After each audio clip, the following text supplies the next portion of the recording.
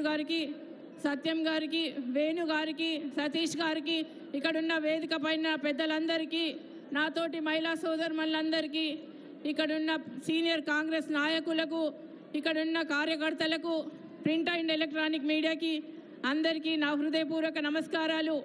ఈరోజు ఇంత పెద్ద ఎత్తున మన కూకట్పల్లి నియోజకవర్గంలో సంపూర్ణంగా మద్దతు ఇస్తున్నందుకు మన గౌరవ ముఖ్యమంత్రి గారికి నిజంగా ఇంత సన్మానం చేసినందుకు, నిజంగా ఇంత పెద్ద బ్రహ్మరథం పడుతున్నందుకు గెలుపు సాధ్యమైందని మీరు ప్రూవ్ చేయడం జరిగింది. కాబట్టి మన గౌరవ ముఖ్యమంత్రి గారు పేదల పెనిది నిజంగా మన కూకట్పల్లి నియోజకవర్గాన్ని అత్యంత అభివృద్ధి చేస్తానని ప్రతి ఒక్క మీటింగ్లో చెప్తున్నారు. మన మల్కాజిగిరి ప్రాంతాన్ని అన్ని విధాలా నా చేతిలో పెట్టండి, అభివృద్ధి చేస్తానని మాట ఇవ్వడం జరిగింది. మీరు గతంలో ఎంతో ఇబ్బంది పడుకుంటూ అయినా కూడా మీరు మన రేవంత్ రెడ్డి అన్నని గెలిపించినందుకు మనస్ఫూర్తిగా ధన్యవాదాలు.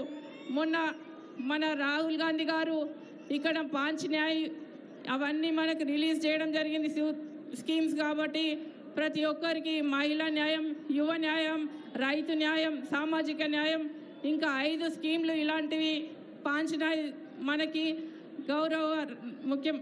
రాహుల్ గాంధీ గారు మనకి ఇక్కడ రిలీజ్ చేసిపోయిన సంగతి మీకు అందరికి తెలిసిన విషయమే.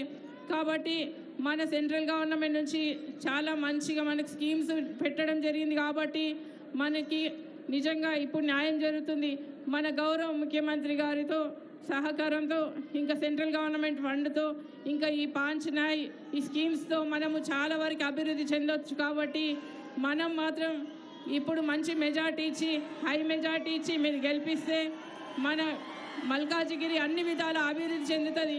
ఇప్పటికిన్నా మళ్ళీ ఓటు వేయకపోతే వీళ్ళు చెప్పిన మాటలు మీరు వింటే తప్పకుండా మళ్ళీ 10 సంవత్సరాలు వెనుకబడిపోతాం. కాబట్టి నిజంగా మన రేవంత్ రెడ్డి అన్న గారిని నిజంగా ఇక్కడ ఎంతో ఆశతో లాస్ట్ టైం మీరు ఎంతో ఇబ్బంది పడుకుంటైనా కూడా గెలిపించి ఈసారి నిజంగా మళ్ళీ ఎంపీ సీటు, అదే కృషితో ఎంపీ సీటు కూడా నన్ను గెలిపిస్తే నేను తప్పకుండా మీకు అందుబాటులో ఉండి ఈ 5 సంవత్సరాలు మీకు అభివృద్ధి కార్యక్రమాలలో మన ముఖ్యమంత్రి గారి దృష్టికి కానీ, సెంట్రల్ గవర్నమెంట్ దృష్టికి కానీ తీసుకెళ్ళి మీకు అన్ని విధాల అభివృద్ధి చేస్తానని మీ కుటుంబ సభ్యురాలిగా నేను తెలియజేస్తున్నాను.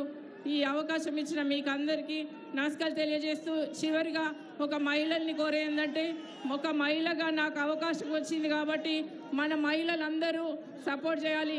ప్రతి మహిళ ఓటు కూడా పడే విధంగా కృషి చేయాలని కోరుతూ, మహిళలందరికీ, సీనియర్ నాయకులకి, కార్యకర్తలకి, ప్రతి ఒక్కరికి అందరికీ నా హృదయపూర్వక నమస్కారాలు తెలియజేస్తూ, జై కాంగ్రెస్.